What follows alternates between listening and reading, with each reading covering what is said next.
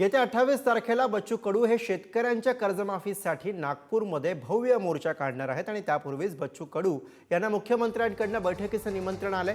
मात्र सरकारच्या बैठकीला जायचं की नाही हे कार्यकर्त्यांसोबत बैठक घेऊन उद्या ठरवू असं बच्चू कडू यांनी म्हटलंय। मंत्री बावनकुळे यांचा बच्चू कडू यांना सरकारसोबतच्या बैठकीसाठी फोन आला होता।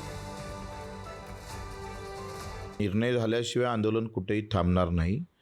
जेथपर्यंत घोषणा नाही, मग कर्ज माफीच्या बाबतीत, मुक्तीच्या बाबतीत असू दे, तुमच्या 20% तुम्ही हमीभावावर बोनस देणार होते, हमीभावानं खरेदी केंद्र सुरू झाले नाही, मक्याचे झाले नाही आहे, सोयाबीनचे झाले नाही, आणि ते 20% बोनस बाबत आहे। निवळच कर्जमुक्तीचा नाही तर हमीभावाचा विषय महत्त्वाचा आहे, दिव्यांगांच्या मानधनाचा विषय आहे, अंत्योदयाचा विषय आहे, त्यांचा मेंढपाळांचा विषय आहे, मच्छीमारांचा आहे, आणि ग्रामपंचायत कर्मचारी आणि ग्रामपंचायत संगणकांचा।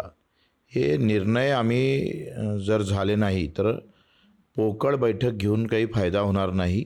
बैठकीत निर्णय होत असेल तरच आम्ही जाऊ, नाही तर नाही जाणार।